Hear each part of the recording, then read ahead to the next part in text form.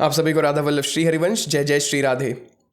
तो जीवन में संतों की क्या भूमिका है, हमारे जीवन में संतों की क्या भूमिका है और उनके प्रति हमारी क्या जिम्मेदारी है, इस पे पूज्य गुरुदेव क्या बोलते हैं, इसको आज हम थोड़ा पढ़ के और उस पर विचार करने की कोशिश करेंगे और कुछ गूढ़ तत्वों को अच्छे से समझ के अपने जीवन में धारण करने की कोशिश करेंगे। तो गुरुदेव बोलते हैं कि संसार एक कठोर सत्य दिखाई देता है। कठोर सत्य दिखाई देता है नहीं, क्यों नहीं है? क्योंकि देखिए, सत्य तत्व का जो डेफिनेशन है वो ऐसा है कि वो परमानेंट रहने वाला है। सत्य तत्व कभी ख़त्म, उसका अभाव कभी नहीं होता, वो कभी ख़त्म नहीं होता। अब पहचाने क्या कि कौन सा तत्व सत्य है और कौन सा तत्व असत्य है, इसके लिए पूज्य गुरुदेव भगवान कहते हैं कि जिस भी तत्व की उत्पत्ति हो रही है और जिस भी तत्व की उत्पत्ति हो रही है उसका विनाश भी होगा, डेफिनेटली होगा। जो भी तत्व उत्पन्न हो रहा है उसका विनाश भी होगा, और जो भी तत्व उत्पन्न और विनाश हो रहा है वो सब झूठा है। ये सब झूठे के कैटेगरी में आ रहा है, क्योंकि ये पहले भी नहीं था, कुछ काल के लिए उत्पन्न हुआ, कुछ काल के बाद समाप्त हो जाएगा, तो ये झूठा है। इस संदर्भ में आध्यात्मिक क्षेत्र में ये पूरा जो मृत्युलोक हमें दिखाई पड़ता है, इसमें जो मनुष्य दिखाई पड़ता है, इसमें जो पशु पक्षी पेड़ पौधे जीव जंतु मटेरियल बिल्डिंग कार गाड़ी जो भी चीज़ दिखाई दे रहा है, इवन की दौलत शोहरत जो होता है, जो नाम कमाना, ये भी हुआ और फिर जाके इसका मतलब शोहरत शुरू हुआ फिर शोहरत ख़त्म हो जाएगा, तो जीवन के साथ ही ख़त्म हो जाता है। तो जो भी चीज़ उत्पन्न हो रहा है और उसका कुछ काल के बाद समापन हो जाएगा, वो सारा चीज़ झूठा है। और सत्य तत्व क्या है? जैसे कि इस पृथ्वी लोक में ही जो जीवात्मा है, जो हम हैं, जो इन रियलिटी हम हैं, वो सनातन है। उसका कोई उत्पत्ति नहीं होता, उसका कोई मरण नहीं होता। ये बात हम लोग को पता है। इतना जो भी पहला चरण, मतलब ये तो बच्चा बच्चा जानता है, इतना तो सबके अनुभव में है कि वो जो आत्म तत्व है वो कभी ख़त्म नहीं होता, उसका अभाव कभी नहीं होता। ठीक है, वो बस इधर उधर ट्रैवल कर रहा है अपने मूढ़ता के कारण, माया को, इस शरीर को अपना मान लेने के कारण। मेरे आपके जैसे जीव, मतलब हम तो कोई भगवत प्राप्त महापुरुष है नहीं कि मेरा वो स्थिति है, लेकिन जितना भगवान की और गुरु की कृपा से जितना मेरे को समझ में आया उतना आपके सामने निवेदन कर रहे हैं कि भाई अपने आप को शरीर मान लेने के कारण, और सब गलती यहीं से शुरू हो जाता है कि हम अपने आप को शरीर मान चुके हैं, और शरीर मानने के कारण आत्मा का जड़ और चेतन, ये शरीर जड़, ये चेतन आत्मा, ये दोनों आपस में जुड़ गया है। जुड़ा नहीं है, इन रियलिटी जुड़ा हुआ नहीं है, लेकिन अपने आप को मान लिया है। जीवात्मा अपने आप को इस शरीर और मन के साथ अपने तादात्म्य हो चुका है, अपने आप को मान बैठा है खाली। जैसे कि एक तोता होता है, तोता को पकड़ने के लिए एक राउंड जैसे पाइप होता है ना, रस्सी में एक पाइप डाल दिया जाता है, सिलेंड्रिकल पाइप, और उस पर कुछ अनाज रख दिया जाता है। तोता जैसे ही उस पर आता है अनाज खाने के लिए, वो पाइप है वो तो तोता का वेट पड़ते ही घूम जाता है, तोता उल्टा हो जाता है। जैसे ही तोता उल्टा होता है वो दोनों हाथ से अपने दोनों हाथ से उस पाइप को पकड़ लेता है कि भाई अब अगर हम छोड़े पाइप, अगर अब हम छोड़े तो अब हम मर जाएंगे। इस कारण से वो उड़ता नहीं है और छोड़ता नहीं है। और क्या होता है, जो जाल, वो जो ये कॉन्सेप्ट बनाया है, जो उसको पकड़ने के लिए कॉन्सेप्ट बनाया है, वो तोता को आराम से पकड़ लेता है। इन रियलिटी तोता किसी के पकड़ में नहीं है, तोता एकदम आज़ाद है। हाँ, लेकिन उसको ऐसा लग रहा है कि नहीं यार, हम तो अब अगर हम छोड़े, अगर अपना दोनों पाँव इस पाइप का छोड़े तो हम तो मर जाएंगे, हाँ हम तो गिर जाएंगे नीचे, लेकिन अगर छोड़ दे तो उड़ जाएगा, आज़ाद हो जाएगा। तो उसी तरह ये जीवात्मा जो है ना, जीवात्मा अपने अज्ञान के कारण इस शरीर को, इस मन बुद्धि अहंकार को पकड़े हुए है कि हम हैं ये। जीवात्मा इससे पृथक है। जड़ चेतन ही ग्रंथि पड़ गई, जड़ चेतन ही ग्रंथि पड़ गई, यद्यपि मृषा कहने को इन रियलिटी ये झूठा है, लेकिन छूटत कठिन है, लेकिन छूट नहीं पा रहा। यही नहीं छूटने के कारण पुनरपि जननम पुनरपि मरणम पुनरपि जननी जठरे शयनम, यही नहीं छूटने के कारण बार बार हमारा जन्म हो रहा है, बार बार हमारा मृत्यु हो रहा है, और इस जन्म मृत्यु के दुख को हम झेल रहे हैं। बड़ा दुख, मरने के बाद भी देखिए हम कहाँ जाएंगे कुछ तो पता नहीं है। हाँ, हम लोग कहाँ जाएंगे, फिर उसका दुख, बहुत दुख। संसार में तो दुख झेल ही रहे हैं। कोई बीमार है, कि कोई कामनाओं का बोझा अपना सर पे लादे दुख झेल रहा है, कोई बीमारी का दुख झेल रहा है, किसी के अपने मर गए उसका दुख झेल रहा है, अपने सिर्फ और सिर्फ अपने आप को शरीर मान लेने के कारण। तो इसीलिए कहा गया कि संसार एक कठोर सत्य दिखाई देता है नहीं, क्योंकि संसार क्या है, उत्पत्ति हुआ इसका संसार, और संसार का एक दिन खत्म हो जाएगा, कुछ काल के बाद संसार खत्म हो जाएगा। हाँ, तो झूठा है। हम आपको अभी बताए डेफिनेशन, जो भी चीज़ उत्पन्न हो रहा है उसका विनाश होगा, जो भी चीज़ उत्पन्न और विनाश के काल चक्र में चल रहा है वो सब झूठा है। भगवान और जीवात्मा, भगवान और भगवान के अंश जो हम हैं सच में, मतलब जीवात्मा, वो दोनों ना उत्पन्न होते हैं ना उनका विनाश होगा, इसीलिए उसको सत्य तत्व माना गया। इसलिए संसार ये झूठा है ऐसा हमको मान लेना है, काहे कि यही सत्य है। भगवान सत्य हैं, दिखते नहीं है इसलिए असत्य लगते हैं। संसार असत्य है, दिख रहा है आंख के सामने, प्रत्यक्ष अनुभव में आ रहा है, इसीलिए सत्य दिखता है लेकिन है नहीं। और अध्यात्म इसी असत्य से सत्य की ओर ले जाने का मार्ग बताता है और उस पर चलाता भी है और सत्य की प्राप्ति भी कराता है। ठीक है, तब हम आगे बढ़ते हैं। अब गुरुदेव कहते हैं यह संसार स्वार्थ से भरा हुआ है।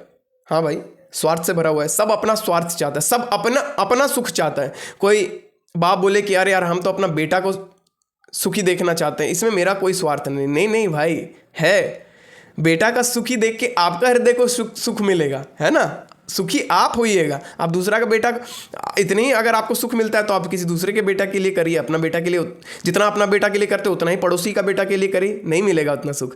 क्यों सुख मिल रहा है? क्योंकि आप अटैच्ड हैं। आप ये नहीं बोल सकते, कोई माँ ये नहीं बोल सकती, कोई भी सांसारिक माँ ये नहीं बोल सकती हम तो अपने लिए कुछ नहीं किए, हम तो सब कुछ अपना बेटा के लिए किए। क्यों? आप अपना ही सुख के लिए कर रहे हैं। बेटा खुश होगा तो उससे सुख आपको ही मिलेगा, इसीलिए आप कर रहे हो, आप किसी दूसरा के लिए तो नहीं कर रहे हो। तो इसीलिए ये संसार स्वार्थ से भरा हुआ है। अगर ऐसा हम बोल रहे हैं ना, तो सबसे पहले भोले वाले लोग ये समझ जाते हैं कि भाई ये किसी दूसरे के लिए बोला जा रहा है। नहीं भाई, ये हमारे जैसे हम सब के लिए बोला जा रहा है। सब स्वार्थी हैं, बाय डिफॉल्ट स्वार्थी है, सब स्वार्थी है भाई, हम आप सब स्वार्थी हैं। किसी ऐसा कोई बोले कि आप स्वार्थी हो तो ये मत समझना कि हमको छोड़ के बाकी सब स्वार्थी। नहीं भाई, सब स्वार्थी है, मान लो। और हमारा स्वार्थ भगवान से सिद्ध होगा, संसार में सिद्ध नहीं होगा। हमारा स्वार्थ क्या है? हर चीज़ से हम सुख चाहते हैं, हर चीज़ से सुख चाहते हैं। हाँ, खाना खाते हैं किस लिए? जीवन यापन के लिए नहीं, जीव का सुख मिलता है उससे। लोग लद्दाख घूमने जाता है, दमन एंड दीव घूमने जाता है, कावेरी कन्याकुमारी घूमने जाता है। क्यों? आँख का सुख, दृष्टि का सुख उसको प्राप्त हो रहा है, इसीलिए जा रहा है। हाँ, कोई पति पत्नी संभोग करते हैं तो उनको जनेंद्रिय का सुख मिल रहा है। सबको अपना अपना सुख से लेना देना है भाई, और ये गलत बात नहीं है, संसार का स्वरूप है भाई। सब अपना ही सुख चाहता है, लेकिन अपना सुख संसार में नहीं मिलेगा भाई। संसार में तो भाई झूठा सुख है, फंसाने वाला सुख है, आपको दुख देने वाला सुख है। लगता है कि सुख है लेकिन बाद में इसका फल दुख होता है। लेकिन भगवान में ऐसा नहीं है। भगवान सत्य तत्व है, आनंद समुद्र है। अगर हम ये मान लें, मान के ये सत्य मान लें, ये सत्य चीज़ मान लें, ये सच मान लें कि सुख तो भगवान ही देंगे, सुख तो हमें भगवान से ही मिलेगा, तब हम भगवान की ओर जाना शुरू करेंगे और जाते ही सुख मिलेगा। आप मेरा इस बात का तो मेरा भरोसा मान लीजिए, मेरा अनुभव मान लीजिए, मेरा साक्षात अनुभव मान लीजिए। आप पहला कदम भगवान की ओर पहला कदम रखते ही आपको सुख मिलने लगेगा, और ये संसार का सुख से एकदम डिफरेंट होगा, आपको हम बता रहे हैं। तो संसार एक कठोर सत्य दिखाई देता है। यह संसार स्वार्थ से भरा हुआ है। हर कर्म, हर व्यवहार, हर द्वंद्व प्रायः स्वार्थ के कारण उत्पन्न होते हैं। और यहाँ पे एक शब्द आया है द्वंद्व। द्वंद्व का मतलब अध्यात्म में आप ये समझिए राग और द्वेष। राग मतलब किसी से अटैच होना, राग और द्वेष मतलब किसी से प्रेम से अटैच होना या किसी से दुश्मनी से अटैच होना। कोई हमारा भला करता है, हमारा हित सोचता है, हमको प्रेम देता है तो हम उससे रागात्मक तौर से जुड़ जाते हैं। कोई हमारा बुरा चाहता है, कोई हमारा नुकसान करता है, कोई हमको गाली देता है, कोई हम पे गुस्सा करता है तो हम उससे द्वेषात्मक तौर पे जुड़ जाते हैं। ये दोनों तरह का जुड़ाव बड़ा खतरनाक है और इसी को द्वंद्व कहा गया है। ये दोनों जुड़ाव बड़ा खतरनाक है। यही दोनों जुड़ाव अगर मिट जाए तो हम जीवन मुक्त हैं, हम मोक्ष प्राप्त कर लिए, हम भगवत प्राप्ति, सब ये दोनों द्वंद्व मिटने पे ही होगा। और ये आध्यात्मिक क्षेत्र में कोई भी कदम रखता है भी इसीलिए है कि ये द्वंद्व मिट जाए। राग और द्वेष ये जो दो शत्रु हैं जो कि हमको बार बार जन्म मरण के चक्कर में डाल रहे हैं और उस परमानंद से अलग किए हुए हैं, ये दोनों शत्रु का नाम राग और द्वेषी है। इस संसार में किसी भी व्यक्ति, वस्तु, स्थान से ना हमें रागात्मक तौर पे जुड़ना है, ना हमें द्वेषात्मक तौर पे जुड़ना है। इस बात को मान लीजिए, यही द्वंद्व है। हर कर्म, हर व्यवहार, हर द्वंद्व प्रायः स्वार्थ के कारण उत्पन्न होते हैं। हर कर्म, जो भी हम कर्म कर रहे हैं, जो भी व्यवहार कर रहे हैं, और हर प्रकार का राग द्वेष जो भी हमें हो रहा है, वो सिर्फ और सिर्फ हमारे स्वार्थ के कारण ही हो रहा है कि हमको सुख मिल जाए। हमको सुख मिले इसीलिए हम कोई भी कर्म और व्यवहार करते हैं या किसी से भी रागात्मक या द्वेषात्मक तौर पे जुड़ते हैं। द्वेषात्मक तौर पे भी अगर हम देखिए कैसे हमें सुख मिलता है, जिससे हम द्वेष करते हैं उसका अगर अहित हो जाए तो हमें सुख मिलता है, मानना पड़ेगा इस बात को। तो हम द्वेषात्मक तौर पे उससे जुड़े हैं। तो संसार में स्वार्थ के कारण ही हर कर्म, हर व्यवहार, हर द्वंद्व प्रायः स्वार्थ के कारण ही उत्पन्न होते हैं। यहाँ तक कि भगवान के प्रति भी हम अक्सर स्वार्थ की एक सूक्ष्म वृत्ति यहाँ तक कि भगवान के प्रति भी हम में अक्सर स्वार्थ की एक सूक्ष्म वृत्ति रहती है, कुछ पाने की, सिद्धि प्राप्त करने, सुख संपत्ति की आशा।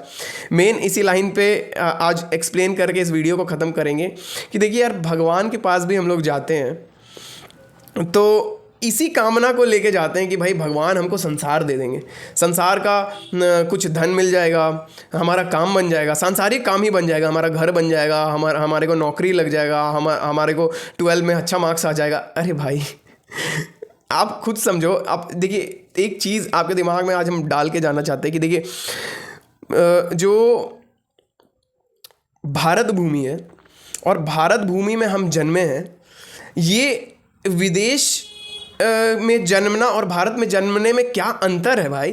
अगर हम भगवान के पास जाके भी, भगवान के मंदिर में जाके, भगवान के धाम में जाके, अयोध्या में जाके, वृंदावन में जाके भी संसार का कामना करें तो ये कितना हीन बात है, कितना दुखदाई बात है भाई हृदय के लिए। आप खुद सोच के देखिए कि जो भी चीज़ के लिए हम भगवान के पास जा रहे हैं, 99.99% लोग, भाई कहने का मतलब 100 में से 99 से भी ज़्यादा लोग भगवान के पास सिर्फ और सिर्फ इसलिए जाते हैं कि उनको सांसारिक उपलब्धि प्राप्त हो जाए, सांसारिक जो उनका काम अटक रहा है वो सब दूर हो जाए। भाई इस चीज़ के लिए भगवान के पास नहीं जाया जाता। आप खुद सोचो एक चीज़ कि दुनिया का सबसे अभी के डेट में दुनिया का सबसे समृद्ध देश यूनाइटेड स्टेट्स है।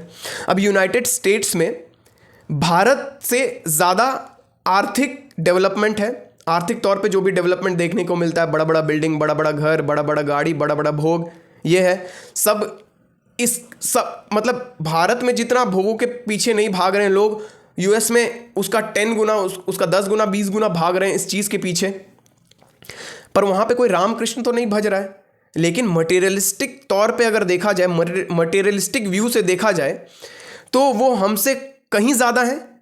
हाँ, कहीं ज़्यादा भोग रहे हैं, कहीं ज़्यादा मटेरियल सुख भोग रहे हैं, मटेरियल जमा कर रहे हैं और दिन रात उसी के लिए मेहनत कर रहे हैं। और हम भारत भूमि में रह के राम कृष्ण को भज रहे हैं, मंदिर जा रहे हैं, वही सड़ा सा भोग पाने के लिए, जो कि बिना राम कृष्ण भजे, बिना बड़ा बड़ा मंदिर में जाए, यूएस का और यूके का लोग को सहज रूप में भगवान दे रहे हैं। इतना तो सोच समझ होना चाहिए ना कि भगवान के पास जाना है तो किस लिए जाना है भाई। भगवान के पास संसार मांगने जो भी जा रहे हैं वो बहुत भोले भाले लोग हैं यार।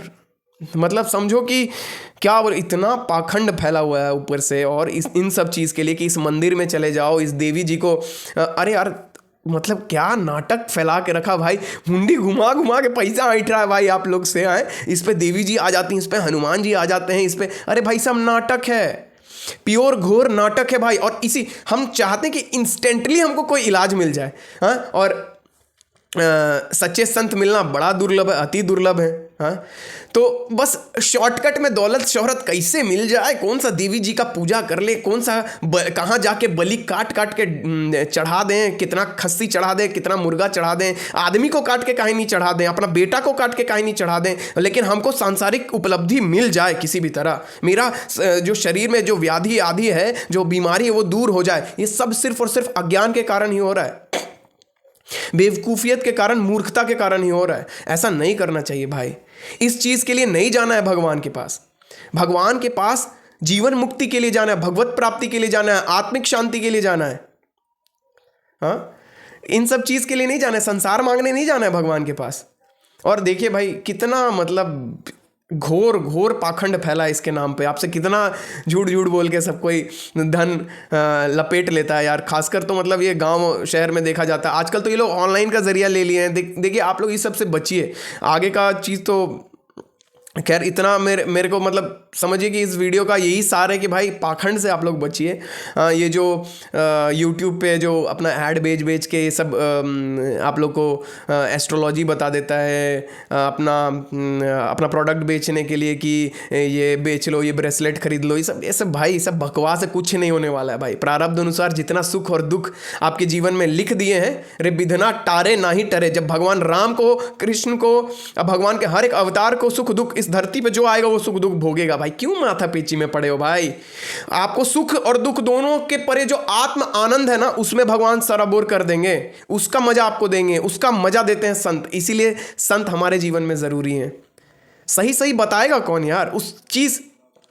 आप को इंजीनियरिंग का पढ़ाई करना है तो आप इंजीनियरिंग कॉलेज में एडमिशन लोगे ना, उसी तरह आपको भगवान को जानना है तो सिर्फ और सिर्फ भगवान के सच्चे संत, जो भगवान से प्रियता रखते हैं, जो भगवान से प्रेम करते हैं। पंडित जी का बात नहीं कर रहे जो मंदिर में बैठ के सुबह शाम पूजा करा रहे हैं और आपसे 500,000 रुपया का भोगने के लिए, 500,000 रुपया के लिए कुछ भी आपको बता के चल जा रहे हैं। हृदय में थोड़ा भी प्रेम भावना नहीं है, बस कुछ भी कैसे भी करके टाइम। अरे और जजमान लोग भी महान है भाई। पंडित जी थोड़ा जल्दी करिए ना, पंडित जी 500 रुपया ज़्यादा ले लीजिए, लेकिन आधा घंटा में ख़त्म करिए, 1 घंटा की चीज़ आधा घंटा में ख़त्म करिए। अरे भाई क्यों कराते हो ऐसा पूजा? भगवान को बेवकूफ़ समझते हो? सब बेवकूफ़ियत जब मौत आएगा ना, या सब बेवकूफ़ियत जब जिसके लिए हम लोग ये सब प्रपंच रच रहे हैं और जिसके लिए ये सब मटेरियल जमा कर रहे हैं ना, वही जब डंडा मार के घर से बाहर निकालेगा ना, उसी घर से जिसपे आप रस्टिक लगा लगा के डेली हर साल नया नया पेंट करवाते हो, और ये दिखाने के लिए कि हम कितने बड़े, अपने अहंकार को पुष्ट करने के लिए कि हम कितना बड़ा घर बना लिए, कितना गाड़ी खरीद लिए, कितना मेरा समाज में इज्जत है, ये पाने के लिए जो नाटक नौटंकी और प्रपंच करते हो ना जिंदगी भर, मरते समय आपको सब याद आएगा। मरते समय क्या, जैसे ही बुढ़ापा आएगा ना, सब आपको समझ में आने लगेगा कि यार ये सब गलती हो गया मेरे से कहीं ना कहीं। सुख तो हम, और यार बूढ़ा को नहीं समझ में आता भाई। बूढ़ा को हम देखें भाई, मतलब 70-80 साल का उम्र हो गया, अब सोच रहा है कि मेरा पोता का फर्स्ट डिवीजन कैसे आ जाए, मेरा पोता कैसे स्कूल में टॉप कर जाए, कॉलेज में टॉप कर जाए। अरे भाई अपने पोता में खाली पोता मत देखो भाई, पूरा स्कूल में अपना पोता देखो, तब जीवन का उद्धार होगा। सबको सम दृष्टि से देखो, ऐसा मत करो भाई, आप लोग से विनती है ऐसा। और ये सब ढोंग आडम पाखंडर ब्रेसलेट ले लेंगे, जंतुर बनवा लेंगे और ज्योतिष से, अरे भाई ये सब नवग्रह और ये सब देवी देवता कुछ नहीं कर सकते भाई। भगवान के शरण में जाओ, नाम जप करो, सारा दुख, टेंशन, भय, चिंता, फ्यूचर और जो सो कॉल्ड सेटल्ड लाइफ है ना, असली सेटलमेंट तो भगवान ही देने वाले भाई। कभी कभी अपना थोड़ा सा स्वैग आ जाता है, लेकिन भाई हम चाहते कि शांति से वीडियो बनाए। देखो भाई, मर जाओगे कुछ नहीं हासिल होगा, और फिर जन्म लोगे कुत्ता बिल्ली गिरगिट बनोगे, और मतलब क्या बोले भाई। नाम जप कर लीजिए, आप लोग नाम जप कर लीजिए, कोई भी पाखंड आडंबर में मत पड़िए। हाँ, भगवान के पास सिर्फ और सिर्फ जाना है तो भगवान का भक्ति के लिए जाना है। भगवान से प्रेम हो जाए, भगवान से प्रेम हो गया हमारा काम खत्म, इस मनुष्य देह का काम खत्म। भगवान से प्रेम हो गया, उसके बाद हमको कुछ नहीं करना है, उसके बाद जो करेंगे भगवान करेंगे। भगवान पे भरोसा हो गया, भगवान पे प्रेम हो गया, हमारा काम खत्म। उसके बाद जो करना है गुरु जाने और भगवान जाने, ठीक है। लेकिन भगवान से प्रेम हो नहीं पाता ना, बहुत मुश्किल है भाई। सबसे मुश्किल काम दुनिया, इस संसार का सबसे मुश्किल काम है भगवान से प्रियता हो जाना। तो होप सो कि आप लोग भगवान, मेरा बात पता नहीं हम कितना आप लोग को समझा पाएँ इस बात को, लेकिन जितना हमको यथामति समझ में आया है गुरु की कृपा से, उतना आप लोग के सामने निवेदन किए हैं। बाकी नेक्स्ट वीडियो में मिलेंगे, तब तक आप लोग नाम जप करिए भाई, पाखंड आडंबर में मत पड़िए। हाथ जोड़ के विनती है, कुछ नहीं होने वाला है। कुछ बलि और साला दारू चढ़ा रहे हो यार, हैं? भगवान को दारू चढ़ा रहे हो बेटा। ऊपर ना तुम लोग के लिए अलग कढ़ाई में तेल उबल रहा है। यमराज के पार्षद ना तुम लोग के लिए अलग रूम रखे हैं। जो लोग दारू और खस्सी चढ़ा रहे हो ना भगवान को, भगवान के नाम पे, उन लोग के लिए अलग तेल में तेल गर्म किया जा रहा है। आप लोग को डायरेक्ट वहीं पे एडमिशन होगा, उसी चैम्बर में। तो ये सब चीज़ मत करिए, सब आडंबर पाखंड में मत पड़िए, नहीं तो आपका पैसा तो लूटिए लेगा, कुछ होगा नहीं, माथा पटकते पटकते लास्ट में मरिएगा, कुत्ता गिरगिट बनिएगा। इसीलिए नाम जप कर लीजिए भगवान का, राम कृष्ण हरि राधा राधा राधा राधा राधा। और कुछ और कोई भी साधन इस कलयुग में भगवान का परमानंद नहीं दिला सकता। जिनको भगवान का परमानंद चाहिए वो नाम जप करिए, और कोई साधन नहीं है। तब तक के लिए आप सभी को राधा वल्लभ श्री हरिवंश, जय जय श्री राधे। आपका दिन शुभ हो, रात शुभ हो। शुभ तभी होगा जब आप भगवान के सानिध्य में जाइएगा, गुरु के सानिध्य में जाइएगा, सच्चे संतों के सानिध्य में जाइएगा। ढोंग आडम्ब पाखंड मचाने वाले पंडित पुरोहित के चक्कर में मत पड़िए। ये लोग पंडित कहलाने लायक नहीं है यार, जो बलि दिलवा रहा है, पता नहीं क्या कैसा पंडित है रे भाई, हमको तो नहीं समझ में आता है। चलिए ठीक है, टाटा, राधे राधे।